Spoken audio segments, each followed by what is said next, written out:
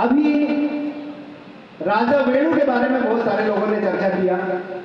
इस समाज का एक राजा ऐसा था, क्रांतिकारी राजा के नाम से उसको हम जानते हैं। स्कंद पुराण में उसका जिक्र आता है, मगर उस स्कंद पुराण में जिस तरीके से उस राजा की गतिविधियों को लिखा हुआ है वो एक तरह से जो है छलावा है और इस समाज को धोखे में रखने के बराबर है। राजा वेणु ने अपने राज्य में 3 राजा के जारी की थी। पहली राजा के ये थी कि वो किसी भी प्रकार की वर्ण व्यवस्था को नहीं मानेंगे, क्योंकि वर्ण व्यवस्था में ब्राह्मण सबसे श्रेष्ठ होता है और शूद्र वर्ण का व्यक्ति सबसे नीचे होता है।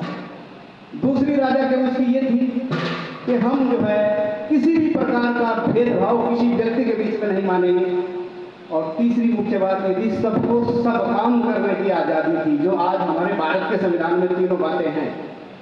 तो इस बात से दुखी होकर के, तंग आकर के उस जमाने के उन तथाकथित ऊंची जाति के लोगों ने ये ब्राह्मण वर्णों ने कहा कि इस धरती पर ब्राह्मण जो है भूदेव है, धरती का देवता है। तो ये देवता को